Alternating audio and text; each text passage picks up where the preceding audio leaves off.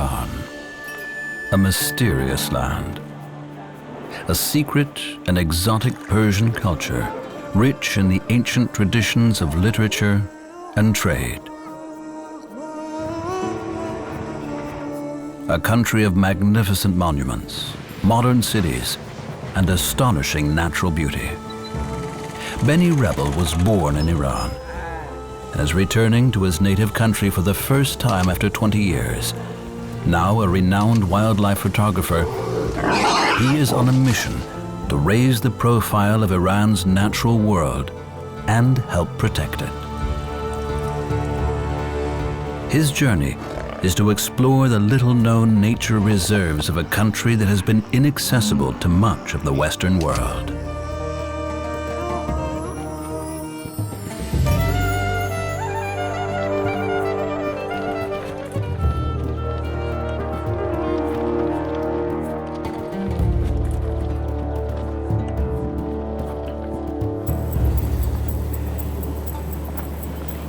Beni has been tracking one of Iran's rarest animals, a big cat with a world population of less than 100. The Asiatic cheetah.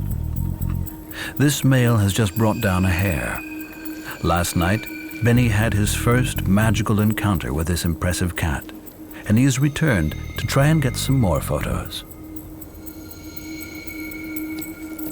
With a full stomach, the cheetah seems content to let Beni creep closer.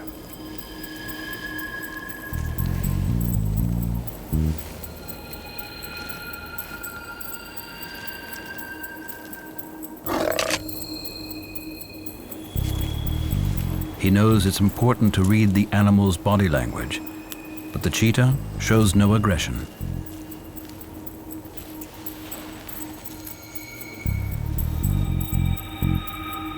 Beni tries to signal to the cat that he is no threat, and the cheetah appears to acknowledge this gesture.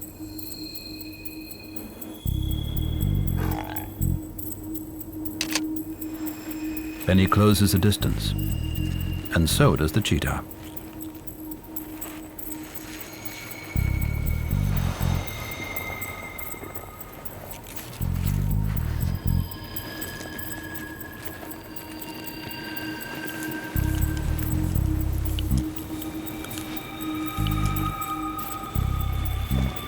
This is as near as he dares to go, but it's perfect for Beni.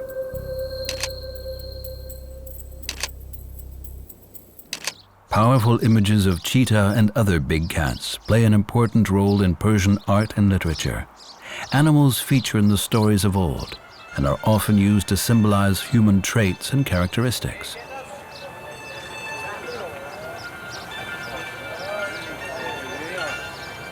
The Persian culture is still greatly influenced by its ancient scribes. This is the tomb of Hafiz, a revered 14th century poet and one of the masters of the Persian language.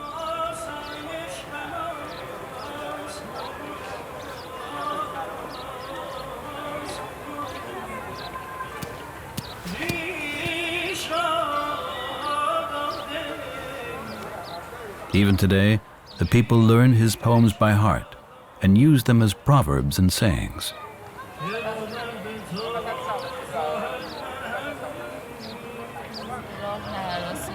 اگر از تجربیات و اندیشه‌های بزرگان بهره بگیری، زودتر به نتیجه دلخواه دستخواهی یافت.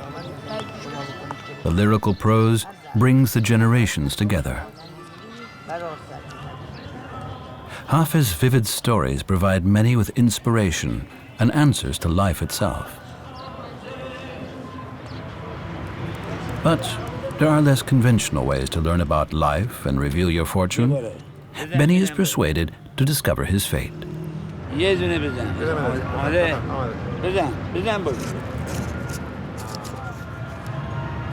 He is told that his journey will be successful. That's great news for Beni.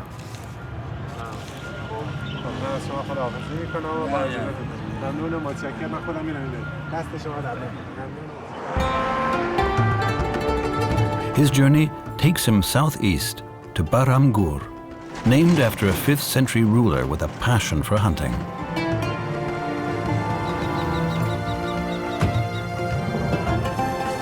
Today, this area is a protected reserve with a ranger station that is home to a pair of kestrels. The birds are wary.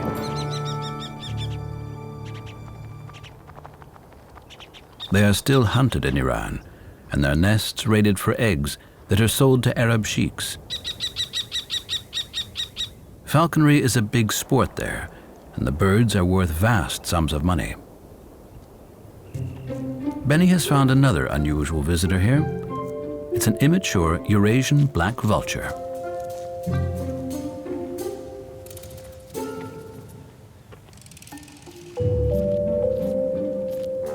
The scruffy scavenger turns out to be a willing model, and Benny decides to try out his 3D camera on the obliging bird.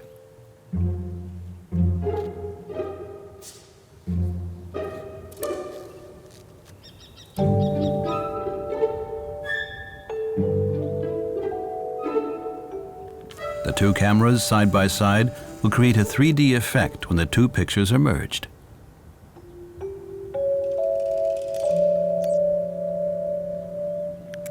"3D photography is much more complicated than the normal photography, especially if you take photographs of objects moving like animals. And some of the animals are afraid of the both lenses in front because the most predators got their eyes in front.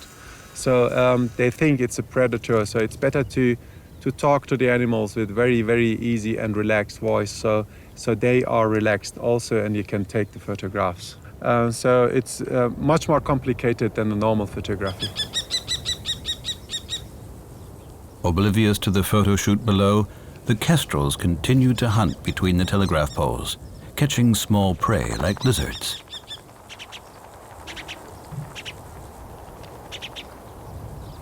Protected by the rangers, this pair has nothing to fear. Benny has arranged to meet the rangers in the center of the reserve.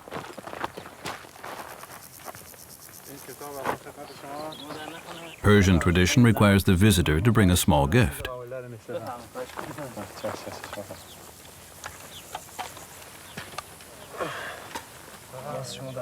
Benny has brought along one of his 3D books, including the special glasses. The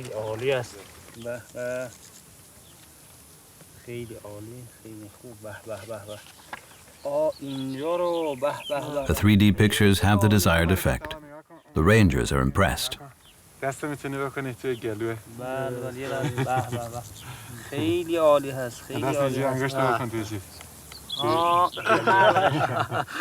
Benny has taken many of his photographs in Africa, where wildlife is far more abundant than in Iran.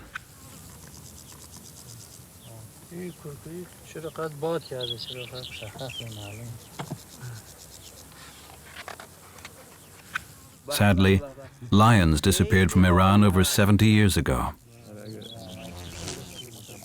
Today, more than 20% of Iran's mammals are endangered.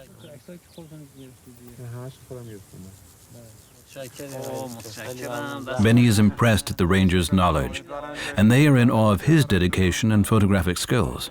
The meeting has gone well. They are happy to support his mission and help him photograph their own natural treasures.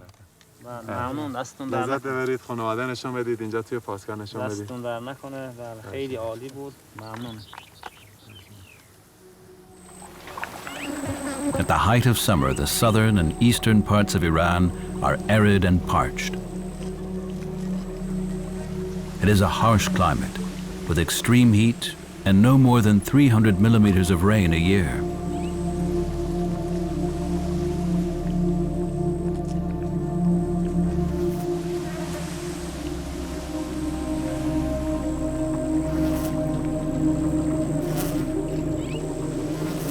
The few remaining pools of water are starting to dry up.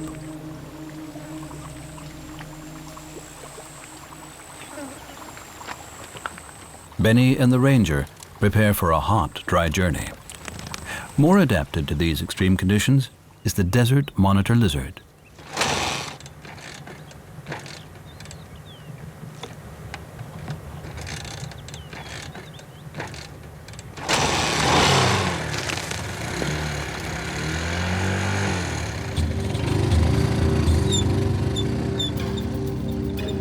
And another special and rare grassland inhabitant is just a rickety motorbike ride away.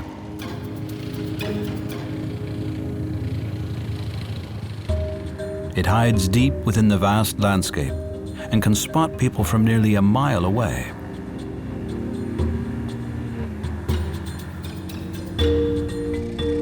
Thanks to the rangers, the last remaining animals of this critically endangered species have been saved from extinction in the wild.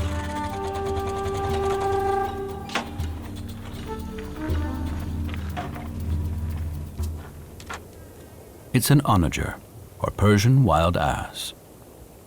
The horses are highly nervous, but waiting patiently pays off in the end. The animals gradually come nearer.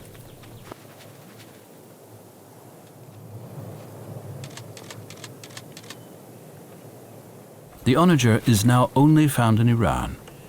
These horses were once a favorite quarry of kings and emperors, and their population plummeted to around 100 animals. Thankfully, their numbers are slowly recovering, and today there are an estimated 400. It's a privilege to catch a glimpse of these rare animals. The onager is the fastest horse in the world and can run at 70 kilometers per hour in short bursts. They are hardy creatures and can travel for hours without tiring.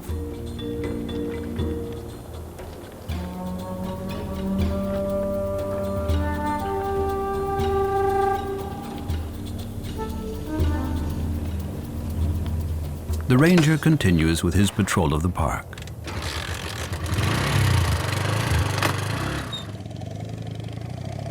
Just a dozen men guard the 4,000 square kilometer reserve of Baram Gur. They have little equipment or resources, but are passionately committed to protecting their country's wildlife.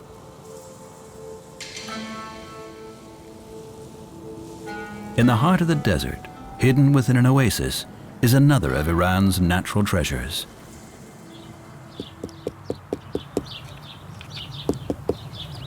The country's oldest tree, a 4,000-year-old cypress.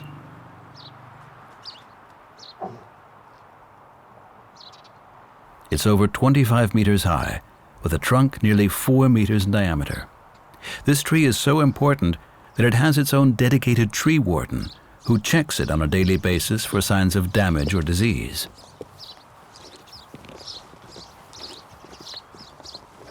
Benny lays his hands on what may be the oldest living thing in Asia. This natural monument has witnessed thousands of years of Persian history. خب آقا این درخت چند سالشه؟ این درخت کوهنسال‌ترین درخت جهان به نام سرو ابرکوه. لونه دارن این تو این بلبل است. In ancient Persian culture, the cypress is a symbol of honesty and eternal youth, known as the tree of life. And still today, it has an irresistible attraction for both people and wild creatures.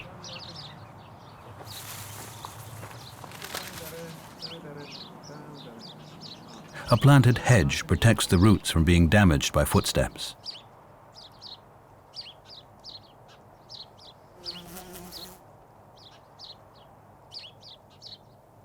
With luck, this living monument could live to provide shelter for another 1,000 years.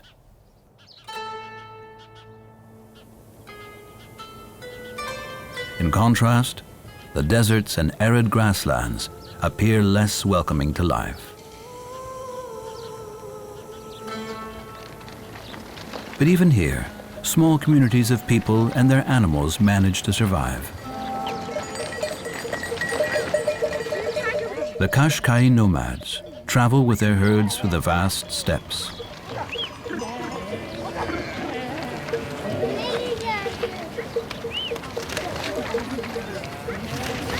Goats are their most precious possessions. Every evening, all the family members get together to milk the animals.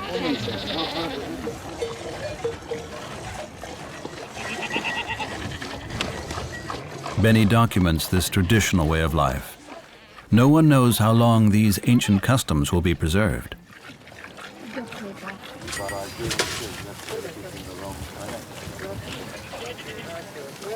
The Kashkai nomads now only spend the summer months roaming the grasslands. In winter, they prefer the comforts of the city. Their traditional lifestyle is changing, and modern city influences are plain to see.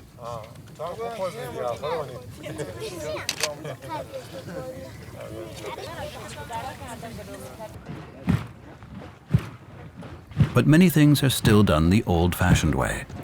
Goat's milk is churned by hand to make yogurt and cheese.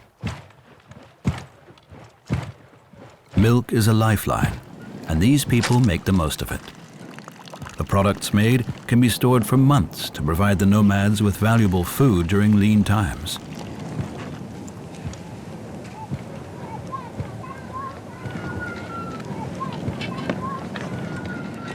Benny is fascinated by these ancient traditions. In Iran, the nomads are still treated as social outcasts. There is little interest in their customs.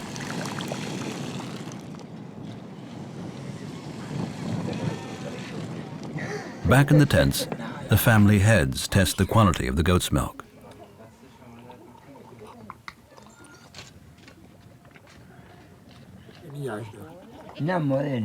This seems to be a good vintage. They are satisfied.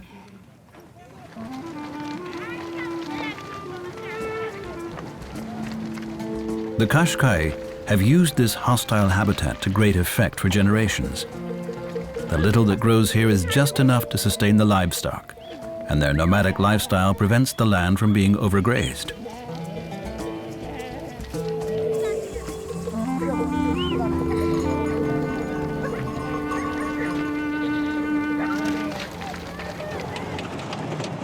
Benny is moving on. He is going to visit Shir Ahmad Wildlife Refuge. Here, there is a perfect observation platform for photography, an abandoned camel caravan stop off the old Silk Route.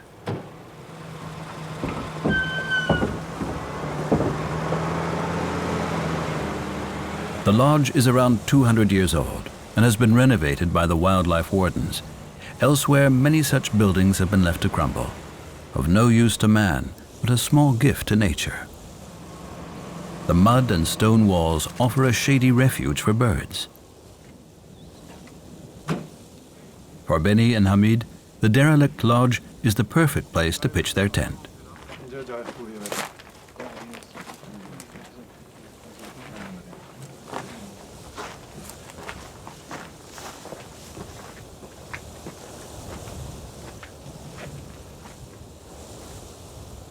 Iran's national parks and wildlife refuges don't yet offer any accommodation for visitors.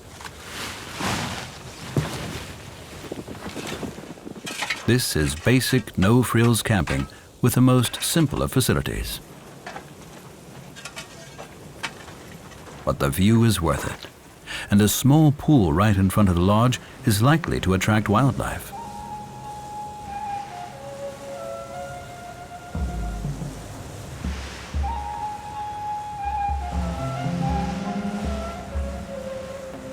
The scenery is spectacular, a photographer's paradise, clear sunsets, and beautiful undisturbed grassland. It might be a cool night as the temperature drops, but it will be peaceful.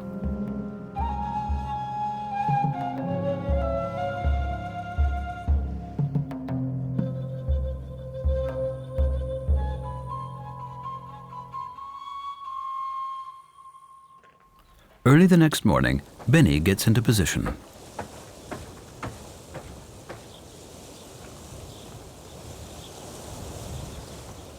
Within the dark shadows of the building, he is invisible to the animals outside, and there is plenty of space and shade.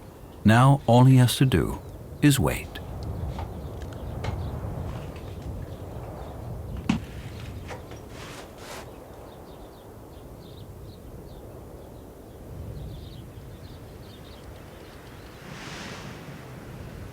It's really luxury to be here. I've seen other places where mosquitoes bite you and dirty, wet and hot. So this is a good place to wait for animals. But the animals here are less numerous and timid compared to those Benny has photographed in African parks. Wildlife photography in Iran requires a lot of patience. At last, there is activity at the waterhole, and Benny is ready.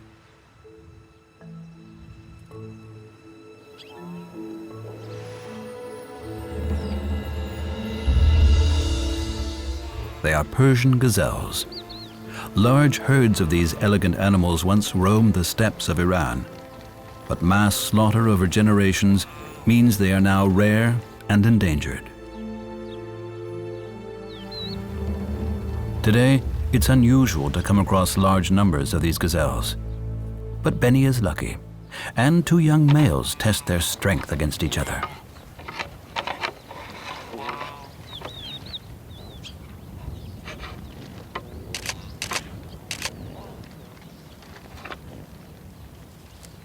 Conservation efforts are underway to ensure the survival of these last herds.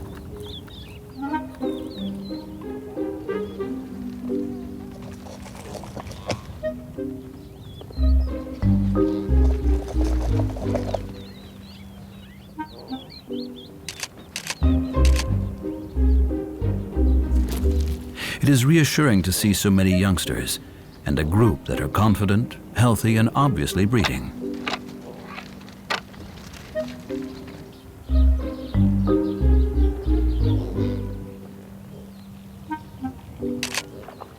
Gazelles play a major role in Persian art and literature.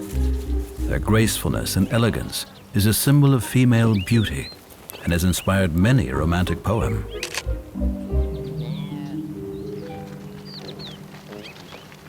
Benny is distracted by a splash of color on the open grassland. European rollers. In Iran, these insect eaters are still abundant. They are panting to cool down in the midday heat. They are nesting in cavities in the clay walls of the old lodge.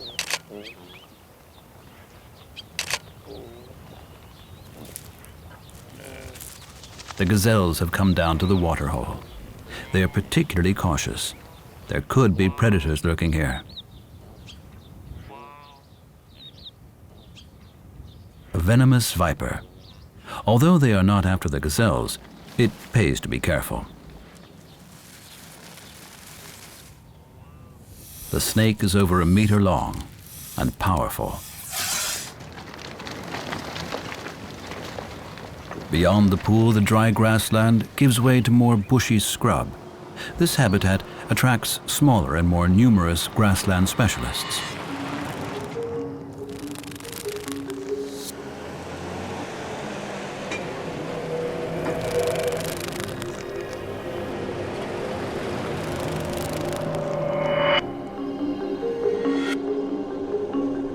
An army of migratory locusts are gathering force.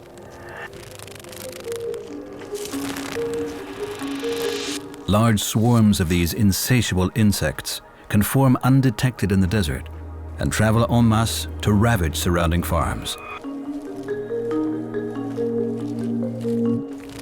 Swarms can contain millions, even billions of individuals, and they will strip a field within minutes.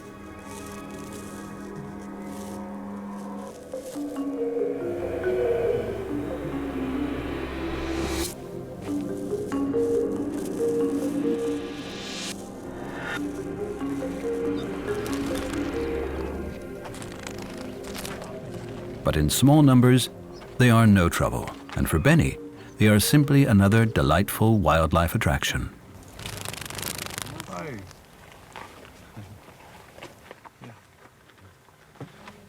Locusts and grasshoppers are true survivors in the harsh desert, but they too have their predators.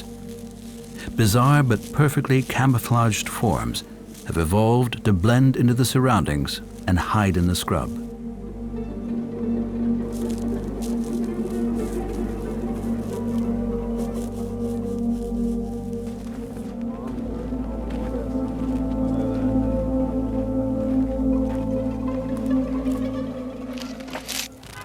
Tehran, the capital of Iran.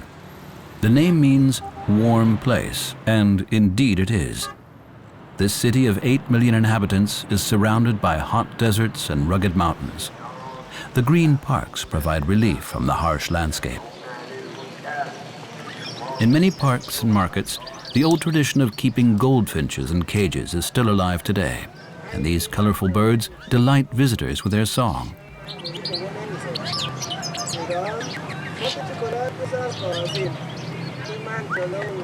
Throughout Iran, these little birds bring color and song to the hectic city life. For the birds, it's a very different life, a far cry from their natural habitat.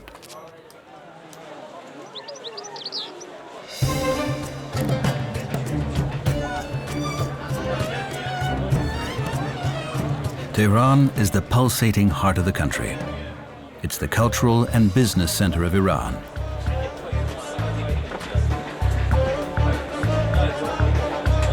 The city's population is growing daily.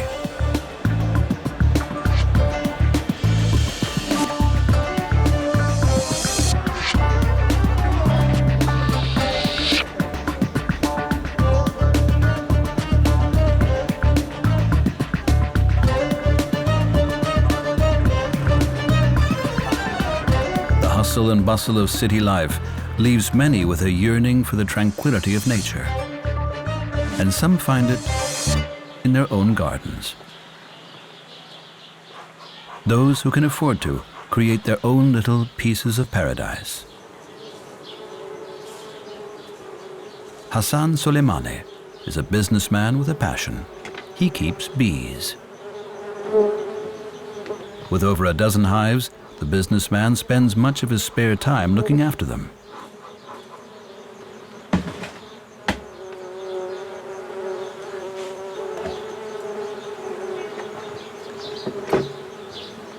The smoke calms the bees, allowing him to open the hive without getting stung.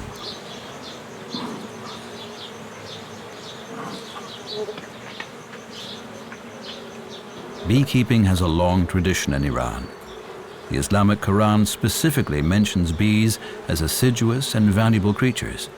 It describes how they eat from every fruit, and that from their bodies comes a drink of varying colors with healing properties to man.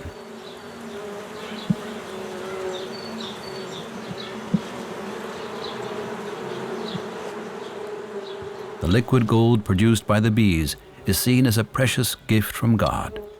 Hassan's family used the thick honey to sweeten their tea.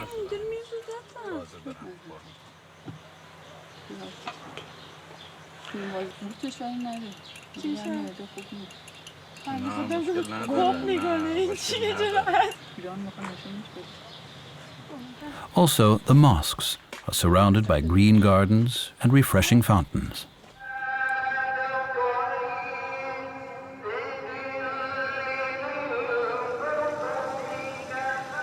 According to the Quran, all men must treat other living creatures with respect and dignity.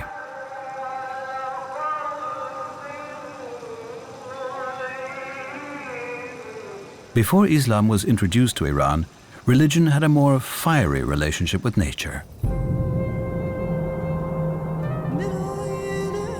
Gods and dragons inhabited volcanoes, like Mount Damavand. At 5,600 meters, it is the highest peak in the Middle East, marking the border between the dry southern and the wet northern regions of Iran.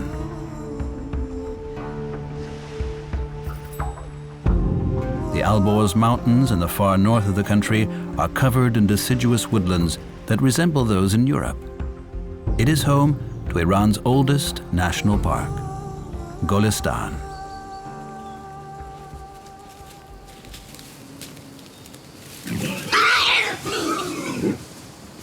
Wild boar noisily root around in the undergrowth. They are the ancestors of our domestic pigs.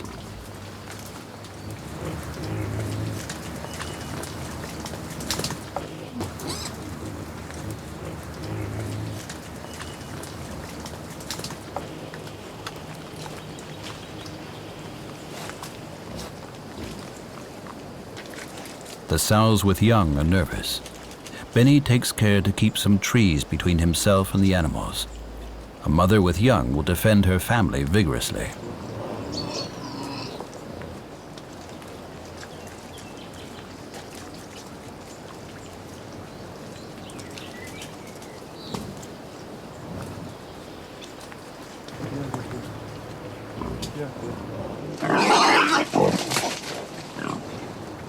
A large male takes stock of Benny.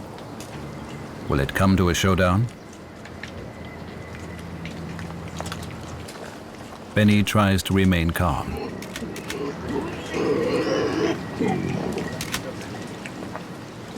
Wild boar do well in Iran.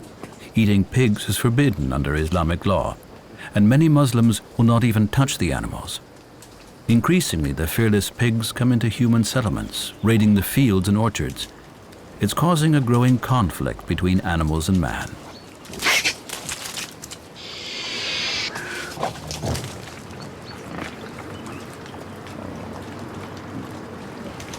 With their natural predators such as wolves, leopards, and lions almost gone, wild boar populations are on the increase.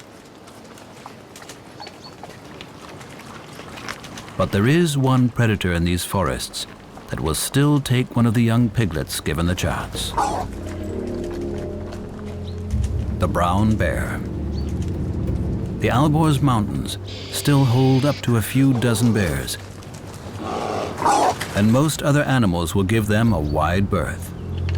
The Persian brown bears are bigger and heavier than the European ones, but like their cousins, their forest habitat is rapidly disappearing, falling victim to illegal logging. The safety of the national park provides a last refuge for the bears.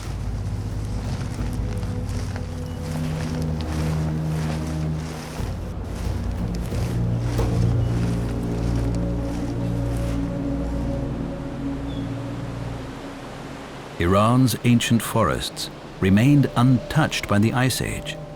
It was from here that the forests gradually spread northwards into Europe again.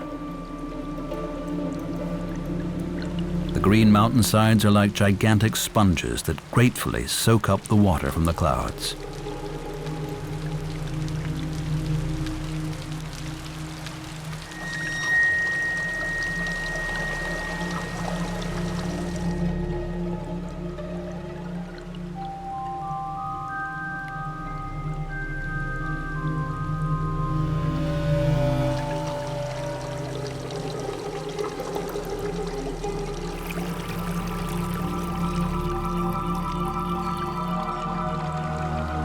Here, the mountain ranges of northern Iran give rise to numerous streams and rivers.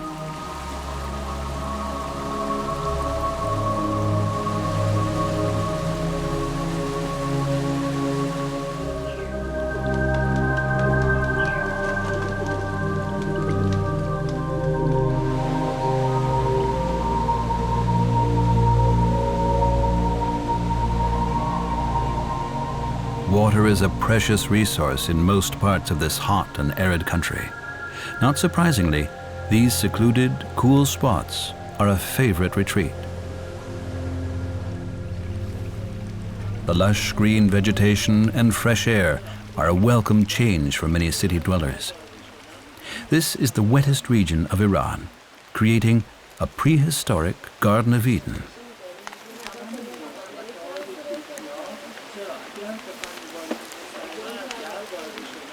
There are few places like this in Iran, so many travel from afar to relax in these magical surroundings and enjoy the fruits and seeds of the forest.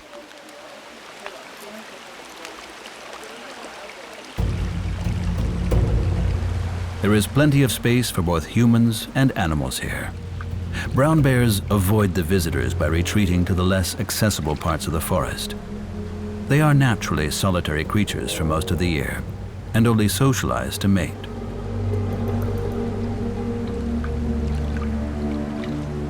No one is quite sure how many brown bears live in Iran, but what is certain is that their survival is wholly dependent upon the preservation of this pristine habitat.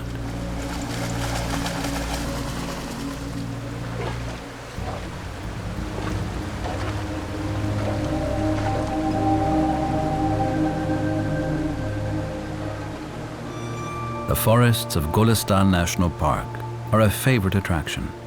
No other park is as lush and rich. The green trees and clear streams inviting visitors to stop and rest in Allah's Garden of Eden.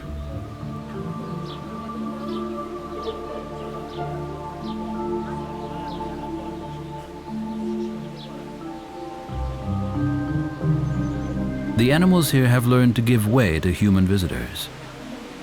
But the visitors have learned too.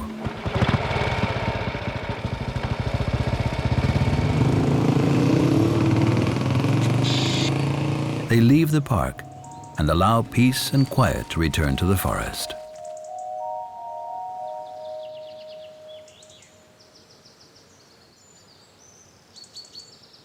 Now, Benny has the chance to take some photos. He gets out his hiding place. His plan is to try and blend into the forest. Benny is looking for a particular and very shy big mammal.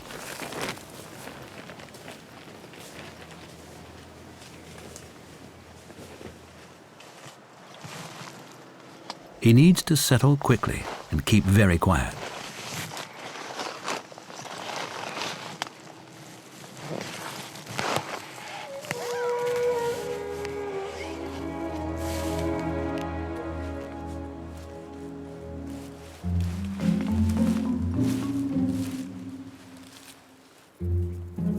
It is a Caspian red deer, also known as maral, and it spotted Benny.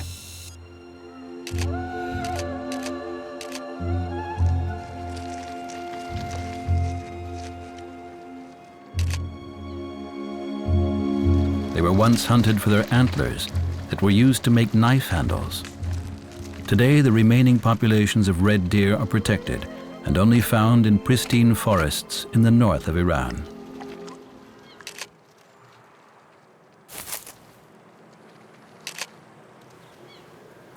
Caspian red deer are larger than their European cousins.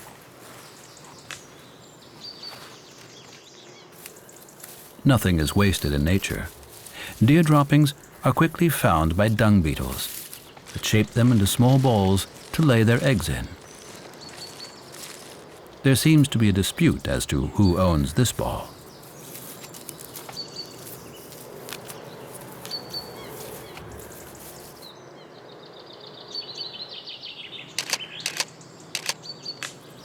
The adult deer, with their massive antlers, have no natural predators, but their fawns make easy prey for a forest hunter.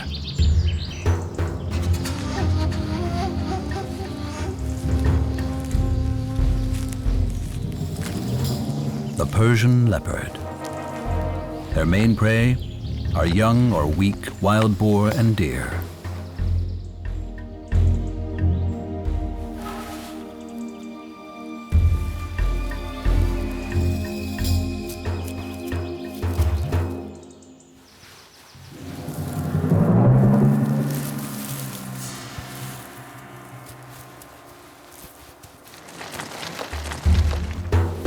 Although leopards are normally solitary, pairs will sometimes remain together for short periods after mating.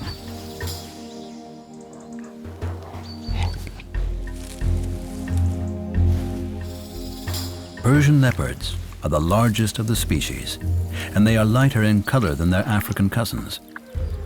Hunted for their beautiful spotted coats, these rare cats are now highly endangered. Iran's forests and mountains are one of their last strongholds. They contain an estimated 800 leopards.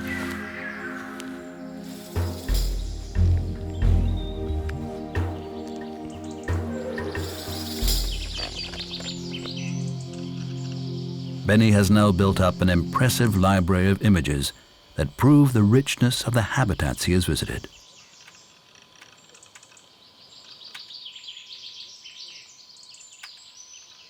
This is all useful material to help him present his case for protecting Iran's wildlife.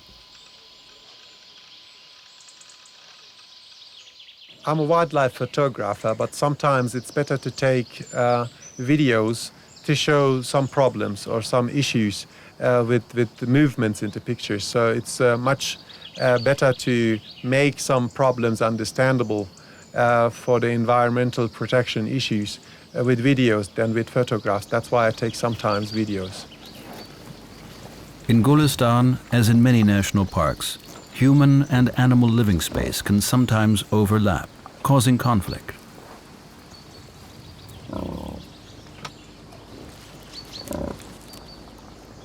Benny notices that wild boar are coming into the tourist camp. The pigs are searching for scraps of food and losing their natural fear of humans.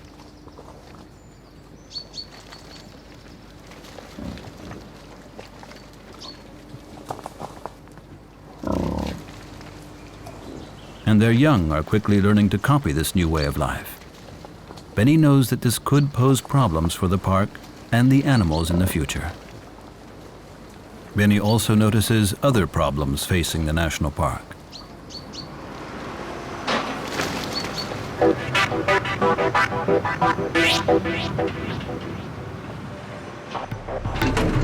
A new motorway is being built right through the middle of Golestan National Park, Asian Highway number 1. As a result, the river running through the valley has to be contained with high cement walls. It's hard to foresee what effect this will have on the region's wildlife. Sadly, the demands of modern civilization take priority over the needs of the natural world.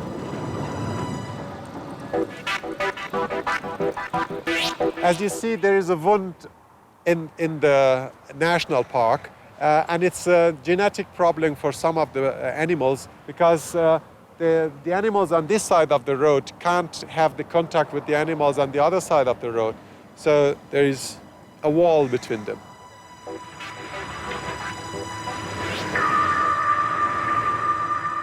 Benny hopes that by documenting his findings, he can alert the government of Iran to the problems facing the park.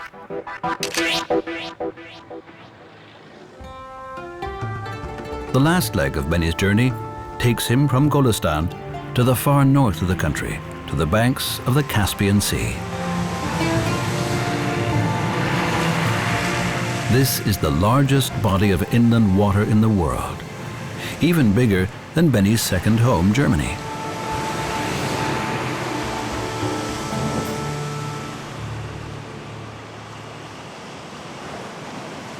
The wrecks of rusting old fishing boats are the ghosts of once thriving fisheries. Still today, fishermen's houses fringe the beach, but men like Korban Sharifi can only make a modest living from the trade.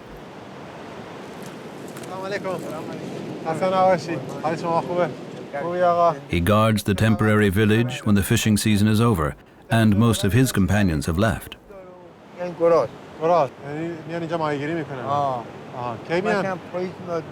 He tells Benny how much he likes living here, where land and water meet. The huts are built on stilts. Extreme storms with waves many meters high can rush inland, so the houses need to be elevated.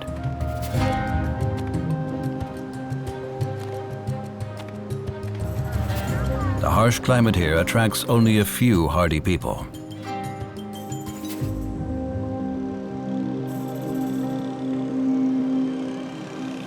Close to the fishing village, a scavenger is on the prowl. A jackal is searching for an easy meal washed up by the tide.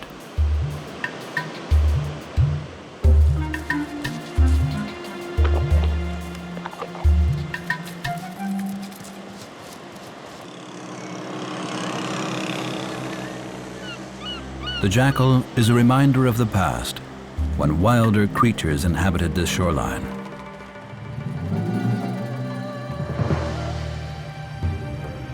Less than 100 years ago, Caspian tigers still roamed these shores, preying on wild pig and deer in the surrounding forest. They were hunted to extinction, but there are now plans to reintroduce tigers to these parts once more. Benny knows that this fertile delta is likely to give him a chance for a few last photos of some impressive animals. Water buffalo, not rare, but magnificent.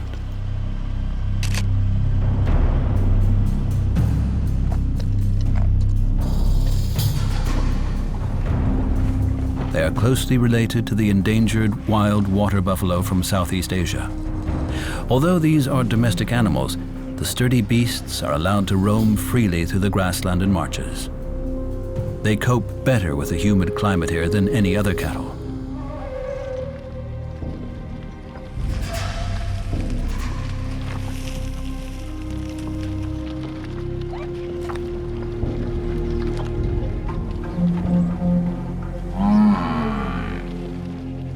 The grassland as well benefits from the grazing and are rich in wildlife.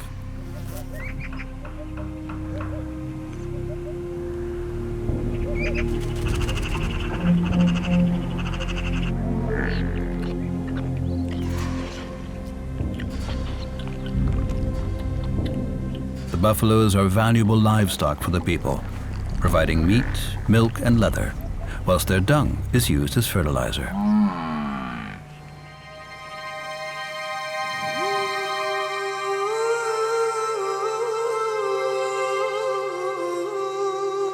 The calm lagoons of the Caspian Sea attract migrant birds.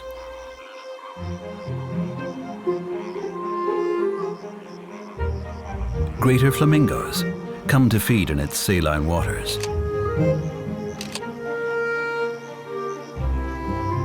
They're the largest, but also the palest of the world's flamingos. They stir up the mud with their feet and use their specialized bills to filter small shrimps and algae out of the water.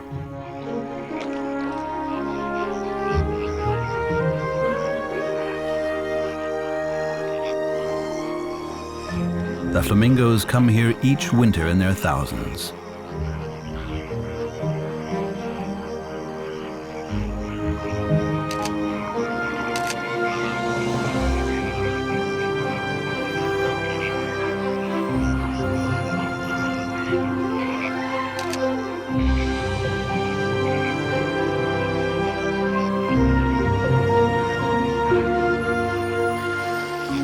The shores of the Caspian Sea are an important stopover site for these birds. The water depth and the salinity are perfect for the algae and crustaceans they feed on. Pigments from these tiny creatures give the flamingo its pink color. If conditions change due to disturbance or pollution, these huge flocks could be a thing of the past.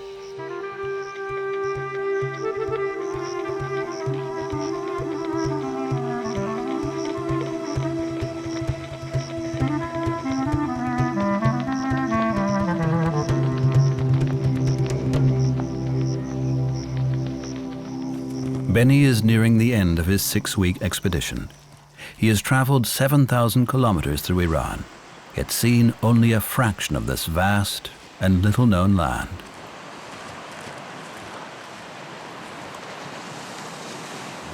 He has seen deserts, forests, rivers, and lakes, all precious resources in an arid country. He has come face to face with the needs of both man and wildlife to share these habitats.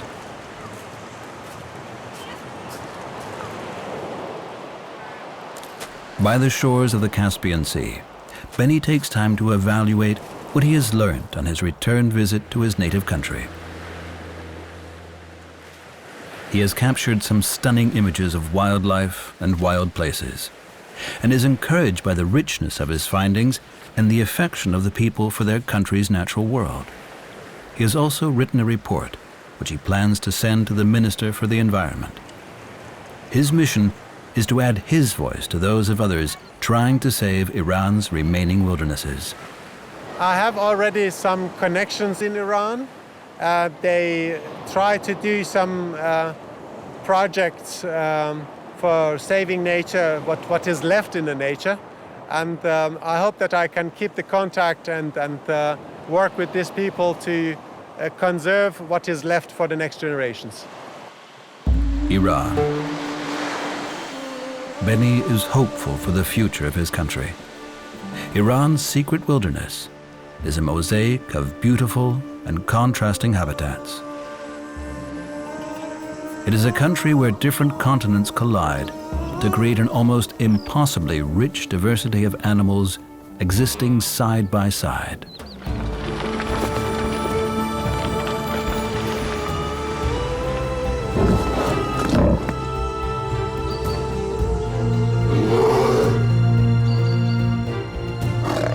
It is like nowhere else on Earth, a little-known world in danger of disappearing, even before it is discovered.